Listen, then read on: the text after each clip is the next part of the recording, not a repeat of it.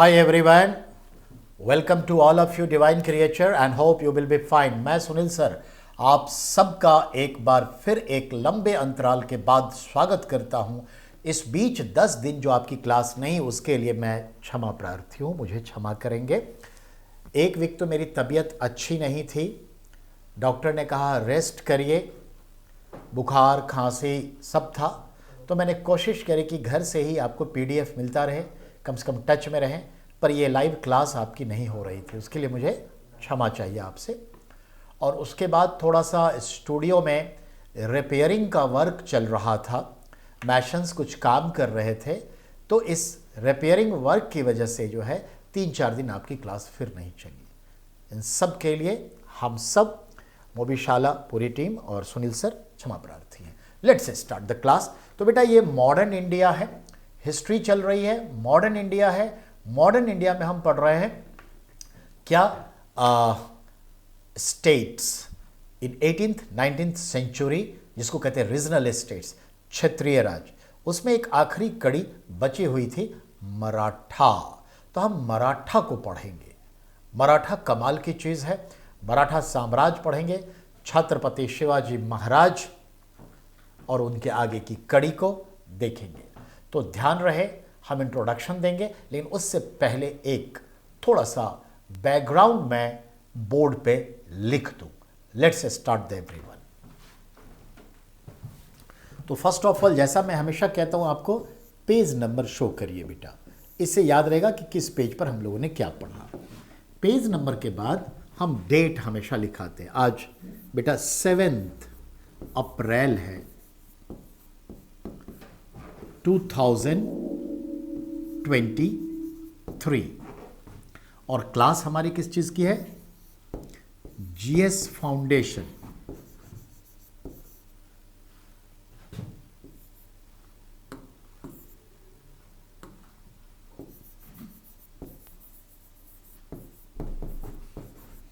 Class है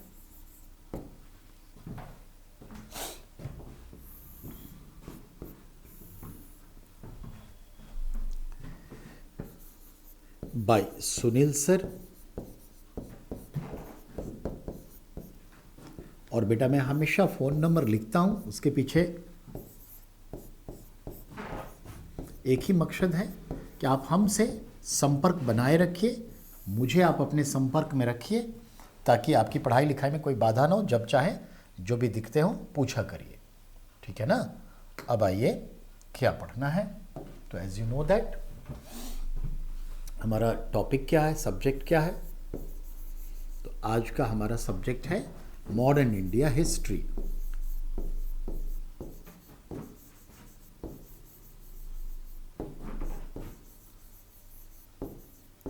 और बेटा मॉडर्न इंडिया हिस्ट्री में हमारा एक टॉपिक होगा, क्यों?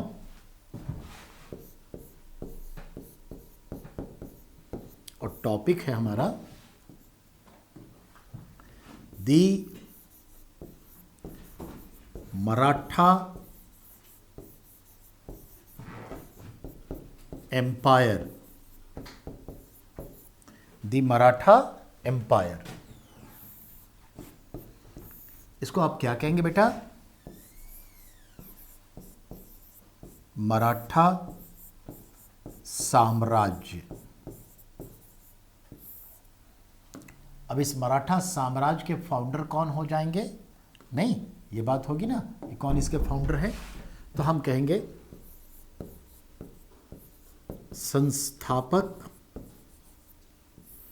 यानी जिसे आप कहते हैं फाउंडर, कोई और नहीं सिवाय उस नाम के जो किसी नाम का मोहताज नहीं है। क्या कहते हैं इन्हें? छत्रपति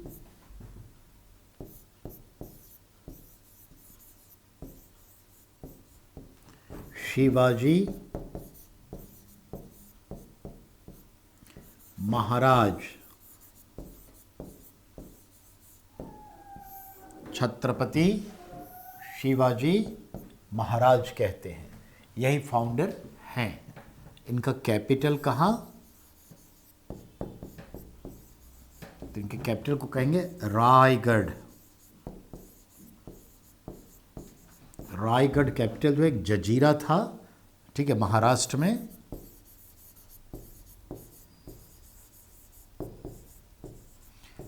और ये कैपिटल उन्होंने छीन लिया था, ये किला, पुर्तगालियों से, ठीक है। हाँ,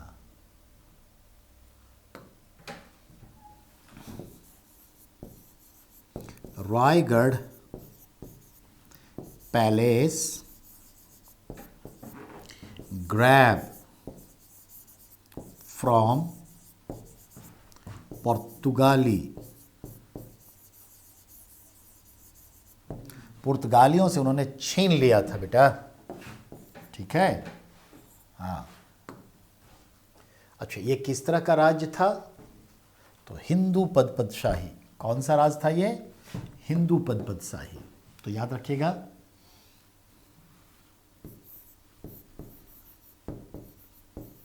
हिंदू पदशाही किंगडम, इसको कहते हैं हिंदू पदपदशाही।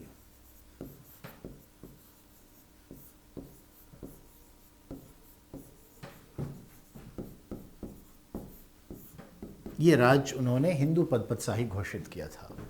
अब इन सब के बारे में हम एक स्टोरी डेवलप करेंगे बैकग्राउंड के रूप में। पहले आप इसे एक बार नोट कर लीजिए। 7 अप्रैल 2023, 7 अप्रैल की बात करें तो आज जो है वर्ल्ड हेल्थ डे है, यानी कि इंटरनेशनल लेवल पे हम मनाते हैं विश्व स्वास्थ्य दिवस।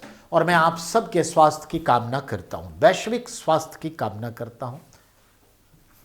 जीएस फाउंडेशन क्लास है, सुनील सर पढ़ा रहे हैं। 9818154537 इनका नंबर है। आप इन्हें जोड़ लीजिए अपने साथ, ताकि आपको कभी भी बाधा न पहुंचे पढ़ाई लिखाई में। मॉडर्न इंडिया हिस्ट्री पढ़ रहे हैं। टॉपिक हमारा है द मराठा एम्पायर, और ये हिंदू पदपदशाही पर आधारित एक हिंदू राज्य था, घोषित हिंदू राज्य था मराठा साम्राज्य। इसके फाउंडर, संस्थापक माने गए छत्रपति शिवाजी महाराज, और इनका कैपिटल था रायगढ़, जो महाराष्ट्र में है, समंदर के किनारे एक जजीरा है। रायगढ़ फोर्ट जो है, पैलेस जो है, ये छीन लिया था इन्होंने पुर्तगालियों से। तो रायगढ़ का किला, तो रायगढ़ आप फोर्ट भी इसे कह सकते हैं, रायगढ़ किला यानी फोर्ट। किससे जीता? पुर्तगाली से, जिसको पोर्तुगीज भी आप कहेंगे। अब बेटा हम बात करेंगे, स्टोरी डेवलप करेंगे। आपको एक स्टोरी सुनाएंगे और आपको सुनना ही पड़ेगा। अब स्टोरी सुनिए जो एक बैकग्राउंड तैयार करेगा। बेटा मैं आपको इतिहास के उस दौर में लेकर जा रहा हूं जब मुगल में शाहजहां रूल कर रहा था, और मुगल का उत्कर्ष का काल था, the golden era of Mughal period, Shahjahan का पीरियड। जो शाहजहां कब से शासन कर रहा है आप और हम जान रहे हैं। 1600, ठीक है, 27 से लेकर 1658 तक, 57 आप कह सकते हैं या 58 तक शासन किया। उसके बाद औरंगजेब का शासन शुरू होता है 1658-59 से लेकर 1707 तक। तो याद रखिएगा, शाहजहां का पीरियड हम देख रहे हैं, ठीक है, और देख रहे हैं हम औरंगजेब का। तो ये टाइम है, गोल्डन एरा है। उसके बाद जस्ट पतन का उसका दौर आता है औरंगजेब के समय में, और वो अपनी पूरी टेरिटरी पर राज कर रहा है। मैक्सिमम एक्सपेंडेड टेरिटरी है मुगल का। उसके वैभव का, उसकी निरंकुशता का, उसके एकत्व का, उसकी यूनिटी का क्या कहना। अब आइए, कहने का मतलब है ताजमहल बन चुका है, आगरा का लाल किला बन चुका है, सारे जगह लाल किले बन चुके हैं, दिल्ली का लाल किला बन चुका है, 2 राजधानी है। ऐसे सूरत हाल में एक व्यक्ति है जो चैलेंज देता है इस मुगल को, छत्रपति शिवाजी। ध्यान देंगे, हम उस क्षेत्र की बात कर रहे हैं जिस क्षेत्र को मराठवाड़ा के नाम से जाना जाता है।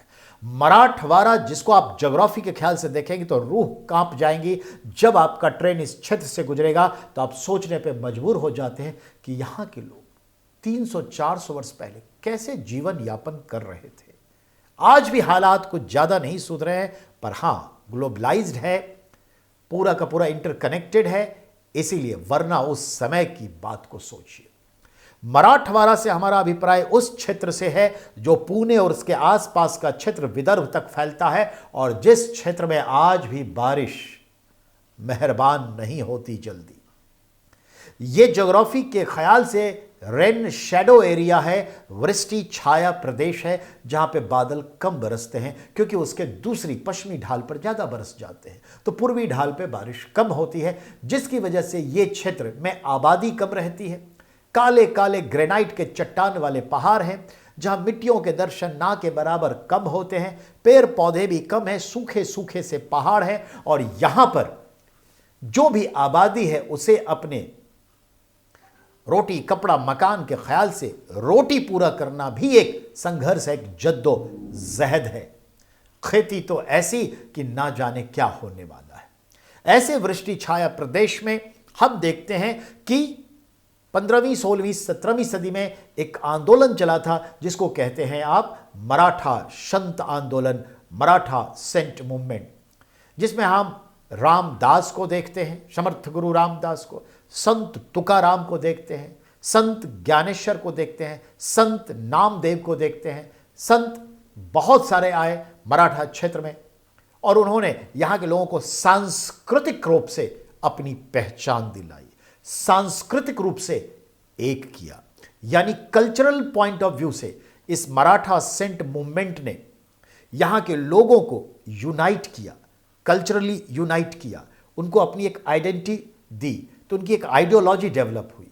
और यही संस्कृति के पृष्ठभूमि पर आगे चल के एक वीर पैदा हुआ जिसको हम कहते हैं छत्रपति शिवाजी, जिसने एक राजनीतिक पृष्ठभूमि तैयार करके राजनीतिक रूप से इस मराठवाड़ा क्षेत्र के लोगों को यूनाइट करके एक शक्तिशाली योद्धा में, राजनेताओं में बदलकर भारत में एक ऐसा मुकाम हासिल किया जो मुगलों को चुनौती दे सकता था, जो दक्षिण में बहमनी राज्यों में बीदर को, बरार को, अहमदनगर को, बीजापुर को, इन सब को चुनौती दे सकता था, गोलकुंडा को भी चुनौती दे सकता था।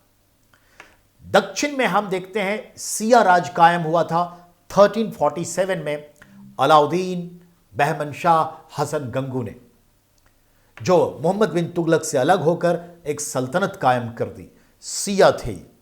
और समय के साथ इन सल्तनत में भी दरारें आईं और 5 भागों में बट गए।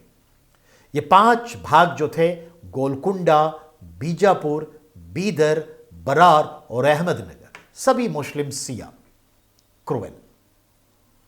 तो इनसे भी बचना है, लोहा लेना है, उसके लिए भी काम करना है, उनको भी दबाव में रखना है।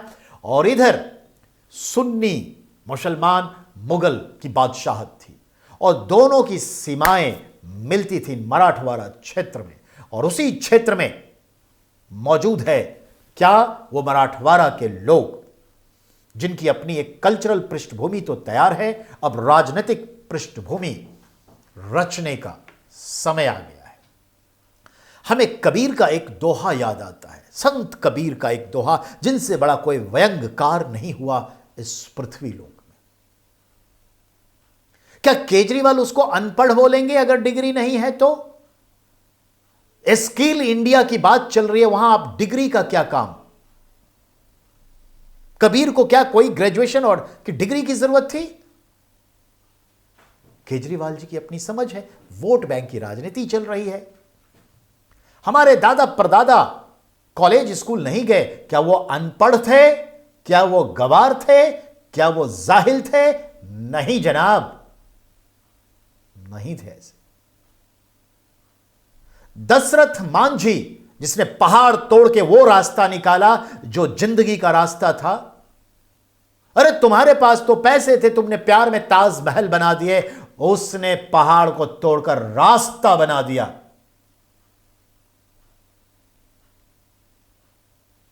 क्या वो दशरथ मांझी अनपढ़ कहलाएगा, जाहिल कहलाएगा?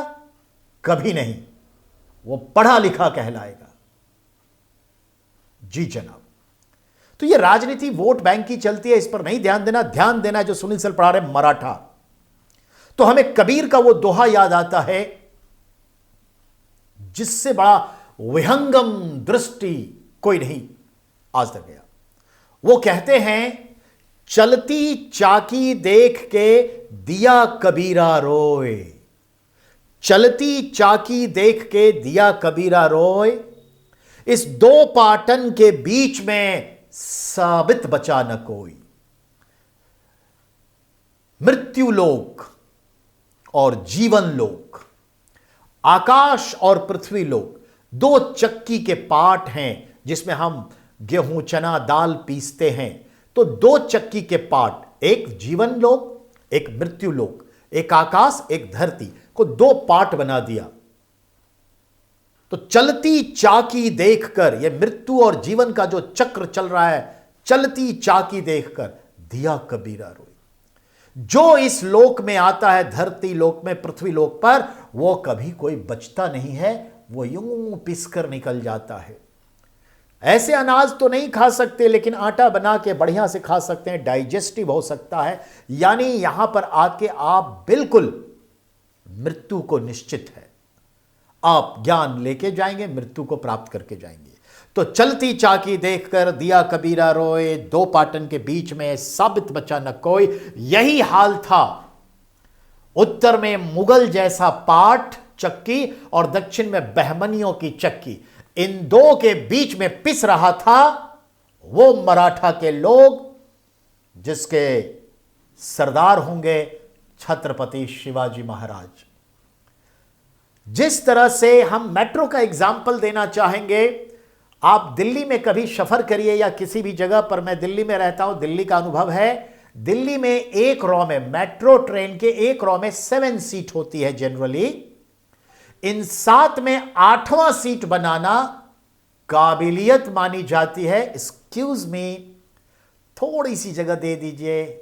और वो थोड़ी सी जगह पे अपनी एक तशरीफ रखते हैं, फिर 2 तशरीफ रखते हैं, फिर शिकस्त खाते खाते अपनी पूरी तशरीफ प्यार से रख देते हैं और अगल बगल वाले शिकस्त खा जाते हैं। और इस तरह से थोड़ा इसको और थोड़ा इसको घिसका के अपना 8वां सीट तैयार करते हैं। ये काबिलियत है मेट्रो में।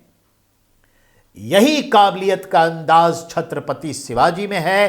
थोड़े बहमनियों का हिसाब लगाया, थोड़े मुगलों का हिसाब लगाया और अपना वजूद कायम किया, मराठा साम्राज्य बनाया।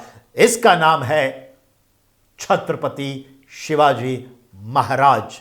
जी जनाब, I am also very inspired from this character, also inspired from Alauddin Bahman Shah Hasan Gangu, and also inspired from the next one, Sher Shah Suri, and then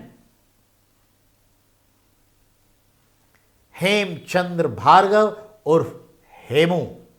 ये सभी कैरेक्टर पठनीय हैं, सराहनीय हैं, समझने के योग्य है, इंप्लीमेंटेशन के योग्य है। तो ये बैकग्राउंड है हमारे छत्रपति शिवाजी महाराज का। आइए, छत्रपति शिवाजी महाराज के पिताजी शाहजी भोंसले थे, भोंसले परिवार के, और वो पहले बीजापुर के यहां मनसबदार थे, अमीर थे, यानी वहां एक सामंत थे, उनके एक सेना नायक थे, उनके लिए काम करते, युद्ध लड़ते।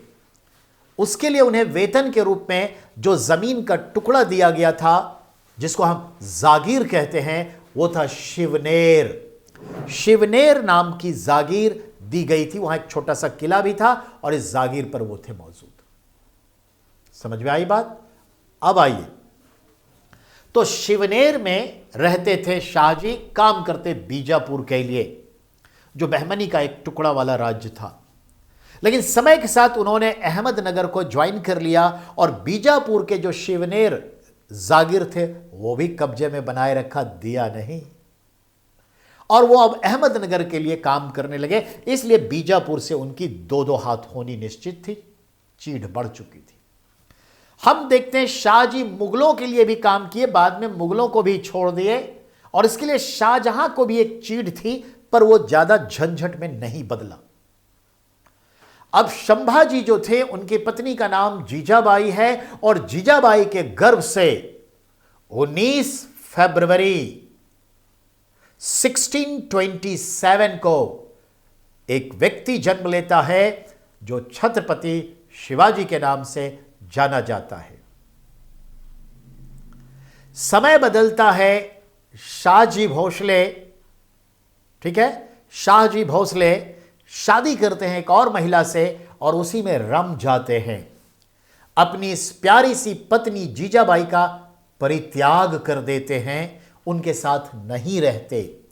ये परित्यक्ता हो गई हैं, एबेंडॉन्ड हो गई हैं। पर वो हिम्मत नहीं हारती, इस शिवनेर के किले में अपने फादर इन लॉ दादा कोनदेव की मदद से और अपने बेटे को पाल पोस के बड़ा करती है, एक राजसी शिक्षा देती है, बिल्कुल वैसे ही जैसे एक राजघरानों के लोगों को शिक्षा मिलती है। राष्ट्र प्रेम की बात सिखाई गई, धरती मां से प्यार करने की बात सिखाई गई, धरती पर रहने वाले क्षेत्रीय लोगों के साथ प्रेम भाव से रहना, उसके दुखों को हल करना, यह सिखाई गई। दादा कोनदेव ने तलवारबाजी सिखाई, रक्षा करना, लड़ाई करना, युद्ध की कला सिखाई। मीराबाई ने देश प्रेम, राष्ट्र प्रेम, धरती के साथ प्रेम सिखाई। जीजाबाई ने, नॉट मीराबाई, जीजाबाई ने। और समर्थ गुरु रामदास जो उनकी मां जीजाबाई के आध्यात्मिक गुरु थे, वो शिवाजी के भी आध्यात्मिक गुरु हुए और उनसे गुरुत्व अध्यात्म का ज्ञान लिया, राजसी ज्ञान लिया। और इस तरह से ये छोटा सा बालक बढ़ करके छत्रपति शिवाजी हुआ। और सिर्फ 19 वर्ष के उम्र में 1646 में बीजापुर से तोरन का किला जीत लिया और अपनी हुकूमत को तैयार करने के लिए अग्रसर हो गया। किसके साथ जीता? कुछ अपने मवाली गुटों के साथ, जो उनके साथ रहने वाले छोकड़े थे, उनके साथ जीत लिया।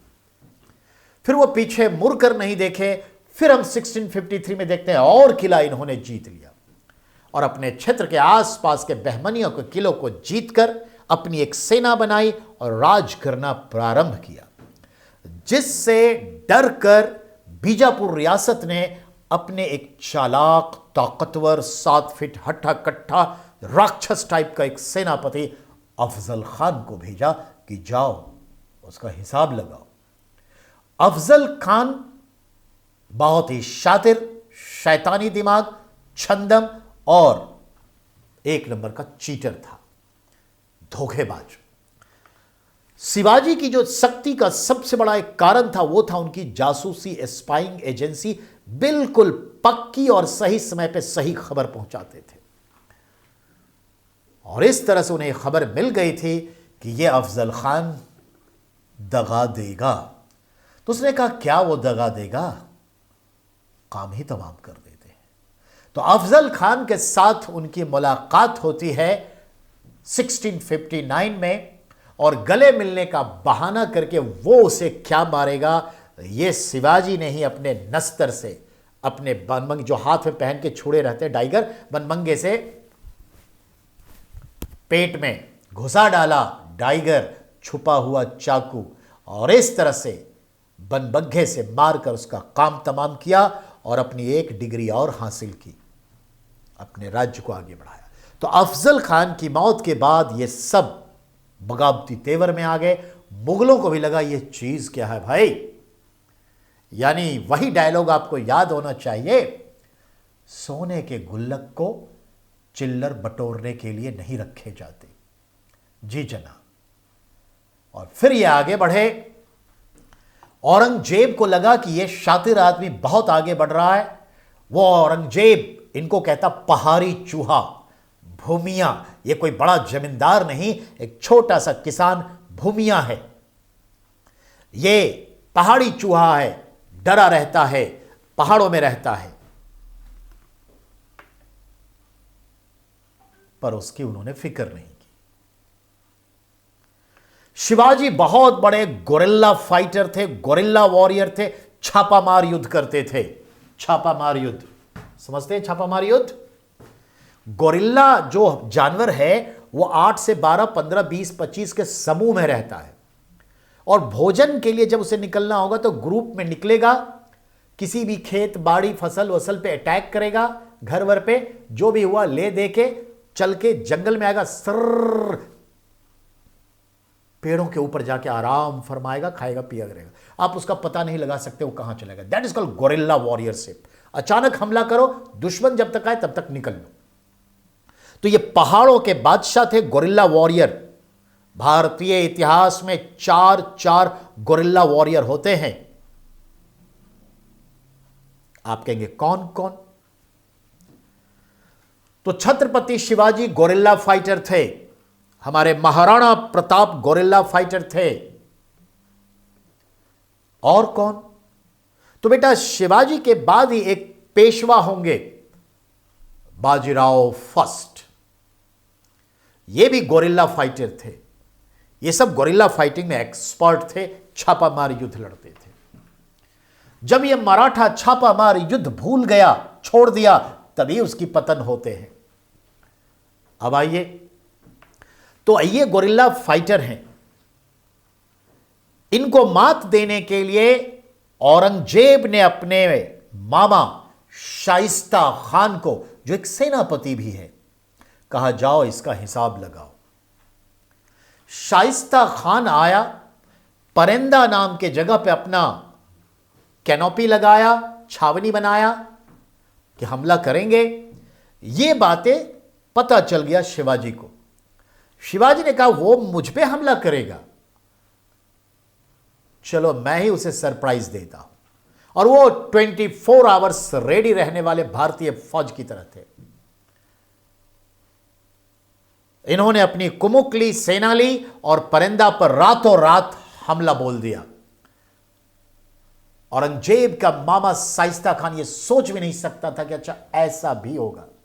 जी जनाब। एंड फाइनली शाइस्ता खान परास्त नहीं हुआ, उसका बेटा मारा गया। शाइस्ता खान जो गवा खिड़की से भागने की कोशिश की, शिवाजी के तलवार से उसकी 3 उंगलियां कट गई और वो भाग गया। और इस तरह से उस परिंदा क्षेत्र को भी कब्जे में ले लिया छत्रपति शिवाजी ने। और जब ये बात उसने अपने भांजे औरंगजेब बादशाह, मुगल बादशाह को कही कि ऐसा ऐसा हुआ है, इससे इतना गुस्सा हुआ औरंगजेब कि अपने इस मामा का ट्रांसफर उस जमाने के नक्सली क्षेत्र, डिस्टर्ब एरिया बंगाल में कर दिया। और उसे कहा कि दरबार में आकर फरमान, ऑर्डर, ट्रांसफर, पोस्टिंग का लेटर लेने की कोई जरूरत नहीं है, you have to go just to Bengal. यह हालात कर दिया। अब इस शाइस्ता खान का जो बुरा हाल हुआ, आग बबूला हो गया। और 1, 2, 3, 4 नहीं, मुगलों के मराठा क्षेत्र के आसपास के 35 किलों पर कब्जा करके बैठ चुके थे छत्रपति शिवाजी। 35 किलों पर। एक होता है फोर्ट, एक होता है फोर्ट्रेस। तो ये फोर्ट की मैं बात कर रहा हूं। 35 किलो पर कब्जा लेकर बैठ गए। तब हालात खराब होंगे, सोचेंगे क्या करें। तब मुगल मनसबदार जय सिंह सजेशन, ये जय सिंह जोधपुर से थे, सजेस्ट करेगा कि यह वक्त है कि उसे दोस्त बना ले, उसकी शक्ति का हम प्रयोग कर सकते हैं दक्षिण के बहमनी राज्यों को दबाने के लिए। यह एक उभरता हुआ शक्तिशाली राजा योद्धा है, बेहतर होगा हम इसे प्यार से निपटे। तब औरंगजेब ने कहा जय सिंह देख लो, तुमको जैसा लगता है करो। तो जय सिंह आए। वैसे 1664 में मुगलों के सबसे धनाढ़ बंदरगाह शहर सूरत को लूट लिया था शिवाजी ने।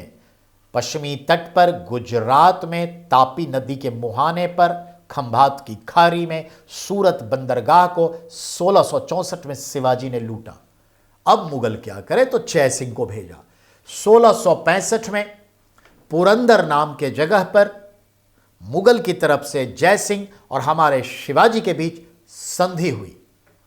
इस संधि के तहत शिवाजी ने 35 में से 23 किले मुगलों को कहा ले जाओ, वापस कर दिए, ले जाओ। बाकी किले पर अपना अधिकार बनाए रखा। और क्या, जय सिंह ने यह आश्वासन दिया कि आप चलिए आगरा, औरंगजेब से मिलिए, आपको राजा की उपाधि देंगे, मनसबदार बनाएंगे, आप आराम से अपने राज्य में राज करिए, स्वायत्त रहिए और हम हमारे लिए भी काम करिए। तब जाकर के ये छत्रपति शिवाजी जो हैं कहते चलो ठीक है, अपने इस नाबालिग बेटे संभाजी को साथ लिया और आगरा गए। आगरा में उसके कुछ समारोह मनाए जा रहे थे। औरंगजेब से कई दिनों के बाद मिलना हुआ, वह क्षुब्ध हो गए। पर जयसिंह अपने आश्वासन पर लेके आए थे।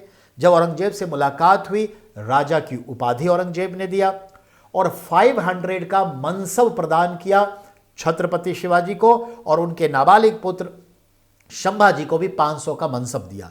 यह बात नागवार गुजरी और इससे खफागिरी हो गई और औरंगजेब ने शिवाजी को नजरबंद करने के लिए कह दिया, जेल में डाल दो। जेल में डाल दिया गया।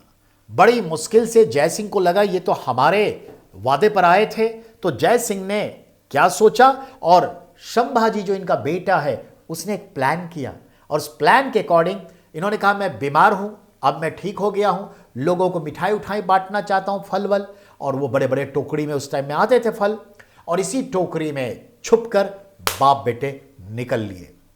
जयसिंह ने पूरी मदद की और फिर निकल के सब होते हुए फिर दोबारा जो है पहुंच गए अपने जगह रायगढ़ में, और फिर रायगढ़ में पहुंचे और दोबारा सूरत को लूटा, और 1674 में इसी रायगढ़ में अपना राज अभिषेक करवाया, राज्य को हिंदू पदशाही घोषित किया, गौवध को प्रतिबंधित किया और छत्रपति की उपाधि ली।